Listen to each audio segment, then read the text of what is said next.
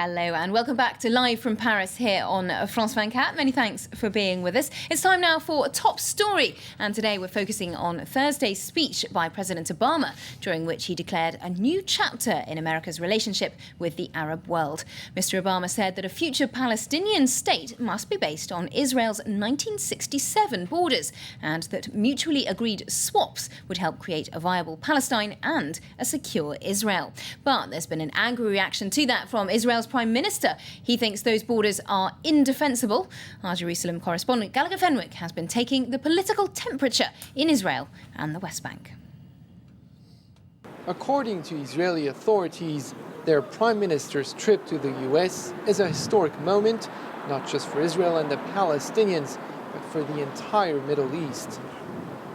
We have to deal with a changing Middle East, in a region in upheaval, which is still under a very serious threat by Iran. And we need to deal with a number of very important problems that will shape our future in this region.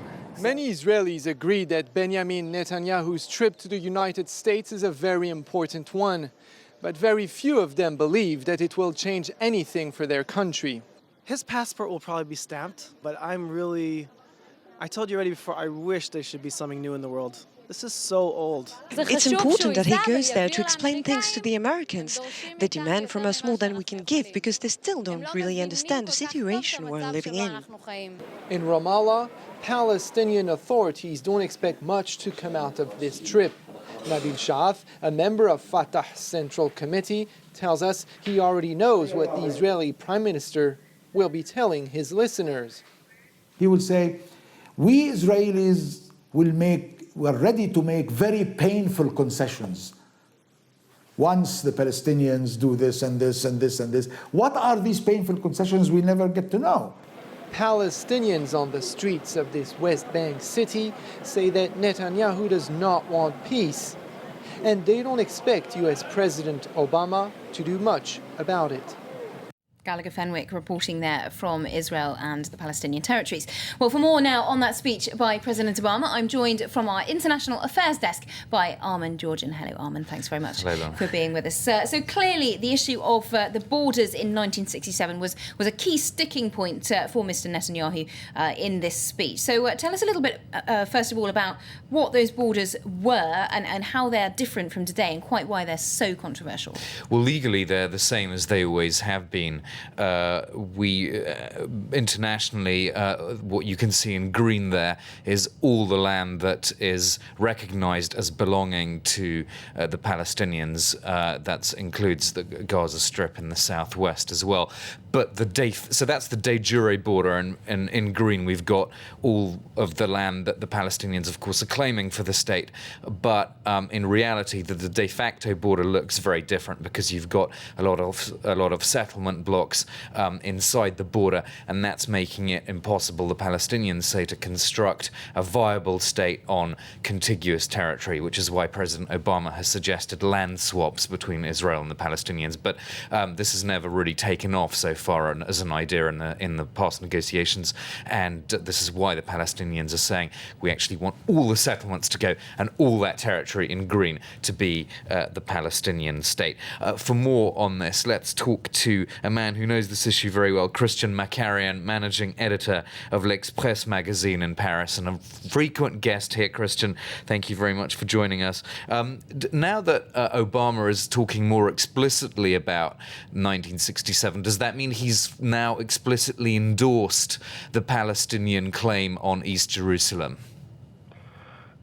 Well, he opens the door, at least, to such a question, which is, you're right, Armen, absolutely crucial. But he didn't pronounce the word.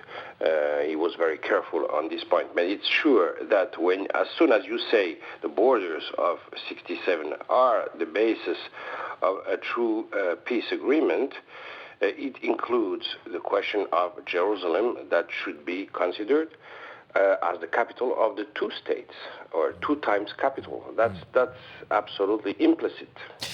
Christian, on the question of Obama's power to restart any negotiations, now surely that power is actually less than it has been for many years, given that there's now a unity agreement between Hamas and Fatah. So that surely puts Obama in a complete bind.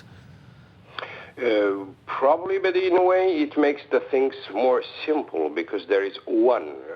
We can expect at least one Palestinian position, which is better than what we had in the recent past.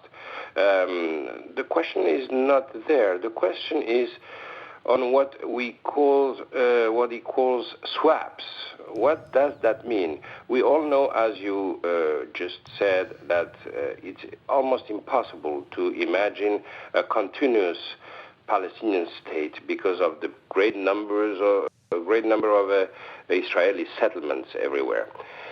On another hand, he said that the future Palestinian state should be demilitarized, which is an Israeli demand. So this kind of game of the superpower trying to force the two parties to talk together and deciding the conditions of the swap is not necessarily very smart from my point of view. The question is to know if this speech, which is very generous, very interesting, very dynamic, is a significant change in the American stance or in the history of Middle East, and I'm not sure about the second point. Well, it's of course he did try to sort of get some kind of connection going again with the Arab world after Cairo 1, as it's been called. Do you think it will have had any resonance at all? All this the attempt to. It's important. It's important because he supports the two countries that